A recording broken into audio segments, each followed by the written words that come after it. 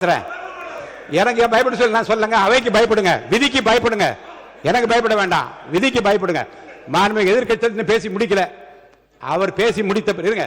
அவர் பேசுகிற போது குறுக்கீடு பாருங்க. அவர் பேசுகிற போது தயவுசெய்து உட்காருறீங்களா? உட்காருங்க. என்ன உட்காருங்க, நான் அனுமதி தரேன். பேரவை முன்னவர் பேசுங்க. பேரவை முன்னவர் உட்காருங்க, பேசுங்க. நீங்க பேச கருத்து சொல்லுங்க. மாண்பு பேரவைத் தலைவர் அவர்களே, ஒரு நிமிஷம். மாண்பு பேரவைத் தலைவர் அவர்களே, எதிர்க்கட்சி தலைவர் சொன்னதற்காக இல்லை, ஒரு நிமிஷம். எதிர்க்கட்சி தலைவர் குறிப்பிட்டதற்காக அதற்கு ஒரு பதில் அளித்ததற்கு பிறகு முறைப்படி உங்களுக்கும் அந்த வழங்கப்படும். ஆகவே நீங்கள் அதுக்குள்ள அவசரப்படாது. அதுதான் சொல்றேன், நான் அதுதானே சொல்றேன். மாண்பு முதலமைச்சர் அவர்கள்.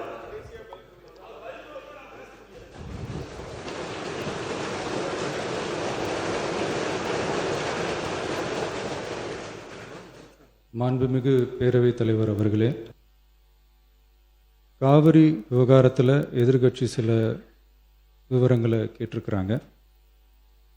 காவிரி நமக்கு உயிர் ஆதாரம், நம்மளோட உணர்வு ரீதியான ஒன்று.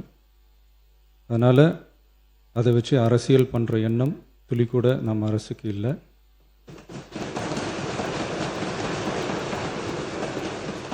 அதுக்கான அவசியமும் இல்லை.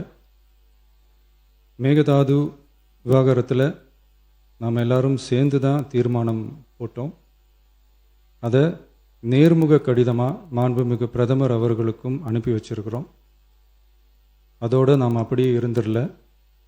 ராஜ்யசபாவில் ஒன்றிய ஜல் சக்தி துறை இணை அமைச்சர் மேகதாது அணை பற்றி முழு விவரங்களை குறிப்பிடலைன்னு தெரிஞ்சதும் காவிரி நடுவர் மன்றத்தின் இறுதி தீர்ப்பு மற்றும் மாண்புமிகு சுப்ரீம் கோர்ட் தீர்ப்பு சம்பந்தமான விதிகள் மற்றும் பத்திகளை கோட் பண்ணி மேகதாது திட்டத்துக்கு எந்த விதமான சட்டபூர்வமான அனுமதியோ நிர்வாக அனுமதியோ வழங்கக்கூடாதுன்னு மாண்புமிகு பிரதமர் அவர்களுக்கு அடுத்த நாளே நேர்முக கடிதம் எழுதினோம். காவிரி நதிநீர் பங்கீட்லேயும் சரி, மேகதாது அணை கட்டுற முயற்சிகளை தடுக்கிறதுலையும் சரி, தமிழ்நாட்டோட உரிமையை நம்ம அரசு கொஞ்சம் கூட விட்டு தரவே தராது. அதுதான் நம்மளோட நிலைப்பாடும்.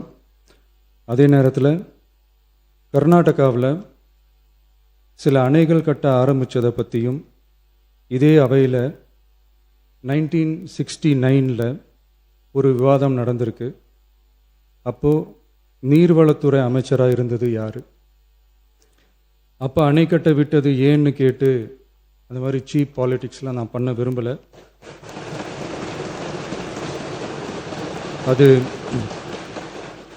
அது நம்ம நோக்கமும் இல்லை. ஏன்னா காவிரி விவகாரத்தை ரொம்ப கவனமாக கையாளணும். எந்த கட்சி ஆளுகிறது, எந்த கட்சிக்கு பெருமை, யாருக்கு பெருமைன்னெலாம் பார்க்கக்கூடாது. இது தமிழக மக்களுடைய பிரச்சனை அப்படின்னு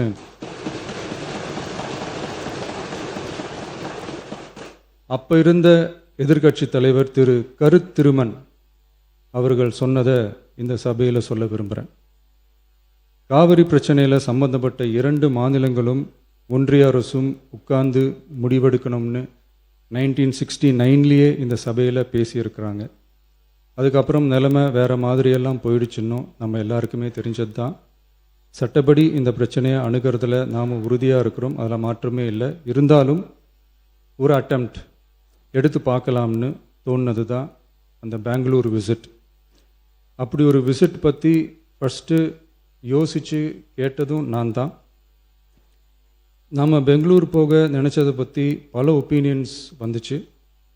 நாம் போக நினச்சதுக்கு காரணம், ஒருவேளை இந்த பிரச்சனை தீர்க்கறதுக்கான ஒரு பாசிட்டிவ் சைன் கிடைச்சா நல்லா இருக்குமேன்னு ஒரு எண்ணத்தில் தான். இன்றைய காலத்தில் பகை நாடுகளை பேசி தீர்க்க பார்க்குறாங்க, பக்கத்து மாநிலத்தோட பேசி பார்த்தா என்னன்னு நினச்சேன்.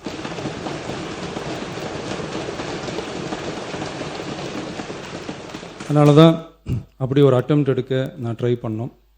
ஒருவேளை அந்த அட்டெம்ப்டில் ஒரு அவமானம் நேர்ந்தால் என்ன செய்யன்னு சில பேர் கேட்டாங்க. அப்படி நடந்தால் தமிழ்நாட்டு மக்களுக்காக அதையும் தாங்க தயாராக தான் இருக்கேன். இருந்தாலும்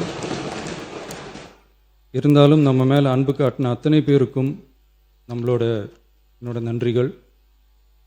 இந்த காவிரி விவகாரம் பற்றி மாண்புமிகு நீர்வளத்துறை அமைச்சர் அவர்கள் உரிய விளக்கம் அளிப்பார். அதே மாதிரி காவிரி பிரச்சனையால் பாதிக்கப்பட்ட விவசாயிகளுக்கான அந்த இன்சூரன்ஸ் ப்ரீமியம் அரசே கட்டுறதை பற்றி கேட்டிருந்தாங்க. அதுக்கான விரிவான பதிலை மாண்புமிகு விவசாய அமைச்சர் அவர்கள் தருவார்.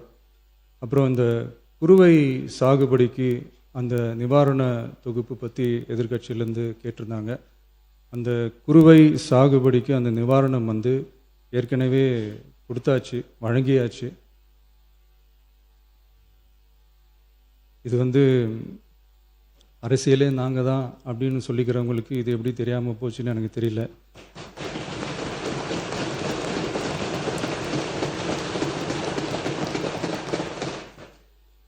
முன்ன பின்ன பேப்பர் படிச்சிருந்தா நாட்டில் என்ன நடக்குதுன்னு தெரிஞ்சிருக்கும்.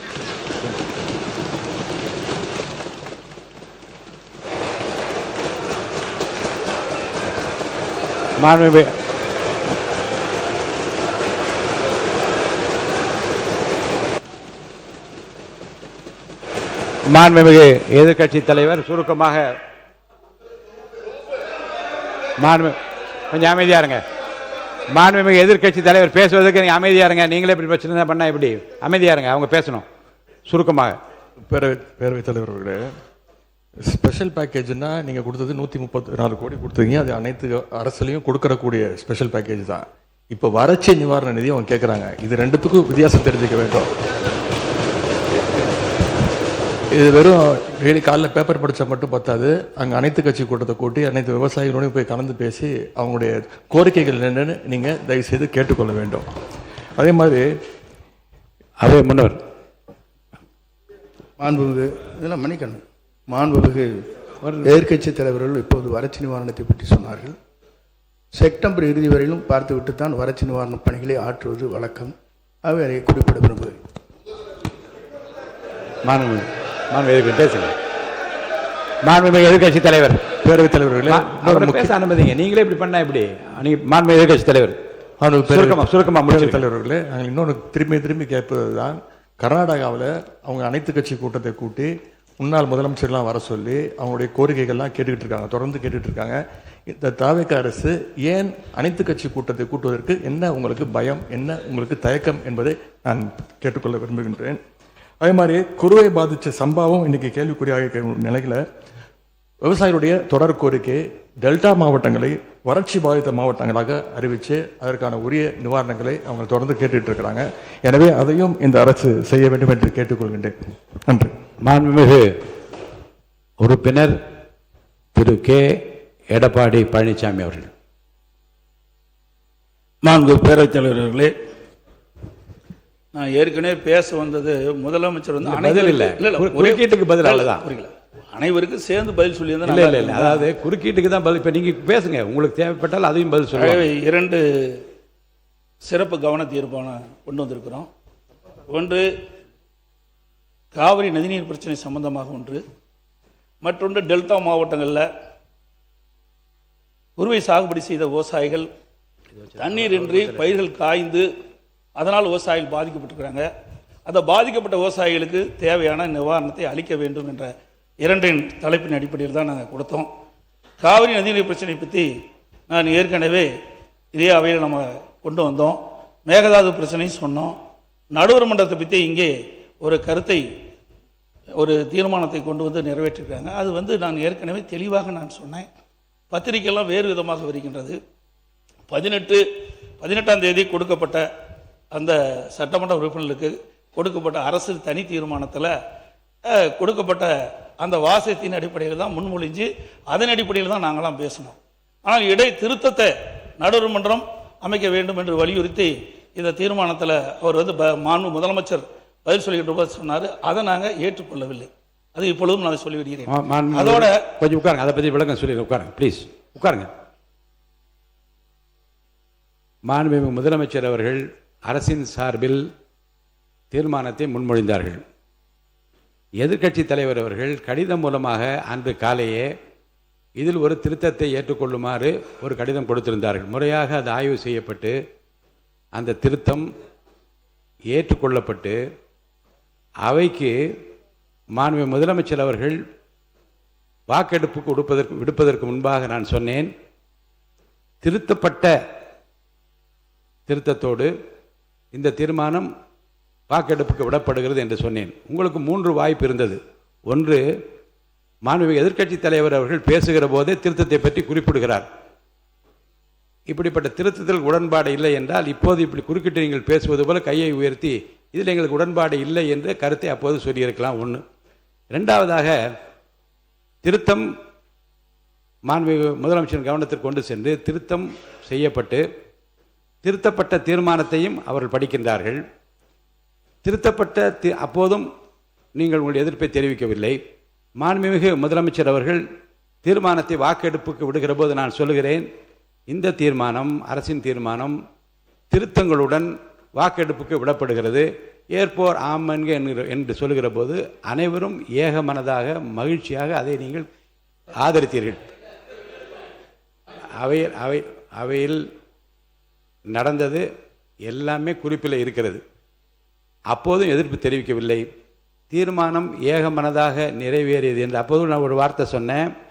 வெளி மாநிலங்கள் எல்லாம் ஒற்றுமையாக இருக்கின்றார்களே என்று சொல்லுகிற நீங்கள் இந்த பிரச்சனையில் ஒற்றுமையாக இருக்க வேண்டும் என்பதும் அப்படி இருப்பதும் மகிழ்ச்சியாக இருக்கிறது என்பது கூட குறிப்பில் இருக்கிறது.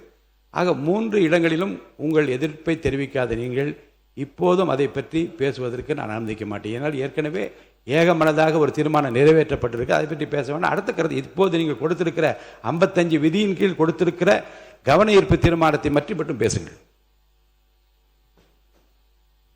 மாண்புமிகு பேரவைத் தலைவர் அவர்களே, அனைத்து இந்திய அண்ணா திராவிட முன்னேற்ற கழக கட்சி மட்டுமல்ல, தமிழகத்திற்கின்ற பல்வேறு அரசியல் கட்சி தலைவர்களும், குறிப்பாக தமிழக வெற்றி கழக ஆட்சி இடம்பெற்றிருக்கின்ற அந்த கட்சியினுடைய தலைவர்கள் கூட குறிப்பிட்டிருக்கின்றார்கள். இன்றைக்கு கர்நாடகத்தில் எப்படி முதலமைச்சர் தலைமையில் அனைத்து கட்சி தலைவர் கூட்டம் போட்டப்பட்டதோ அதே போல தமிழகத்திலும் அனைத்து கட்சி தலைவர் கூட்டத்தை கூட்டி அவருடைய கருத்துக்களை கேட்க வேண்டும். அதோட இதற்கு முந்தி இருந்த அரசாங்கம், அனைத்து இந்திய அண்ணா திராவிட முன்னேற்ற கழக அரசாங்கம் சரி அல்லது மற்ற அரசாங்கம் இருக்கின்ற பொழுது, உணர்வுபூர்வமான பிரச்சனை வருகின்ற பொழுது, காவிரி பிரச்சனை வருகின்ற பொழுது அதை ஒரு சுமூகமாக தீர்க்க வேண்டும் என்ற அடிப்படையில் விவசாயிகளுடைய பிரதிநிதிகளுடைய டெல்டா மாவட்ட விவசாயிகளுடைய பிரதிநிதிகளையும் அழைத்து அவருடைய கருத்துக்களையும் கேட்டு இந்த கருத்துக்களை எல்லாம் சட்டவர்களோடு கலந்து ஆலோசித்து பிறகு அதற்கு ஒரு அரசு ஒரு தீர்வு காண வேண்டும். இதுதான் கடந்த காலத்தில் இருந்த வரலாறு. அது மட்டுமல்ல, இன்றைக்கு கர்நாடக அரசு ஒவ்வொரு ஆண்டும் தண்ணீர் நம்முடைய தமிழகத்திற்கு தண்ணீர் கிடைக்கின்ற பொழுது போராடி வாதாடி தான் தண்ணீரை பெற வேண்டிய ஒரு நிலை இருந்து கொண்டிருக்கின்றது. இந்த ஆண்டு கர்நாடக அணையிலே போதிய தண்ணீர் இருந்தும் தண்ணீர் திறக்க மறுக்கப்பட்டது. காவிரி நீர் ஒழுங்காற்று குழு பரிந்துரையின்படி காவிரி மேலாண்மை ஆணையம் 15 நாட்களுக்கு தினந்தோறும் 3500 கனஅடி தண்ணீர் காவிரியிலே தண்ணீர் திறந்திட வேண்டும் என்று உத்தரவு பிறப்பிக்கப்பட்டும் ஒரு தண்ணீர் திறக்கவில்லை. ஆக அப்படி தண்ணீர் திறக்கப்பட்டிருந்தால் உரித்த காலத்திலே டெல்டா மாவட்டத்தில் இருக்கிற விவசாயிகள் குறுவை சாகுபடி செய்திருப்பார்கள். ஆனால் கர்நாடக அரசு தண்ணீர் கொடுக்க மறுத்துவிட்டது. இப்பொழுது கபினி அணை நிரம்பி விட்டது, கிருஷ்ணராஜசேகர் அணை நிரம்பி விட்டது, ஹாரங்கி அணை நிரம்பி விட்டது, கர்நாடகத்தில் இருக்கின்ற அணைகள்லாம் நிரம்பி உபரி நீர் தான் வந்து கொண்டிருக்கின்றது. ஏற்கனவே ஒவ்வொரு ஆண்டும் டெல்டா மாவட்டத்தில் இருக்கின்ற விவசாயிகள் குறுவை சாகுபடி செய்வார்கள். அதே போல இந்த ஆண்டும் கிணற்று தண்ணீரை நம்பி அவர்கள் டெல்டா மாவட்ட விவசாயிகள் பயிர் நடவு செய்தார்கள். தண்ணீர் பட்டாத காரணத்தினால் சுமார் 2 லட்சம் ஏக்கர் பயிர் செய்தார்கள். அதில் 1 லட்சம் ஏக்கர் தண்ணீர் இல்லாமல் வறண்டு காய்ந்து சேதமடைந்து விட்டது.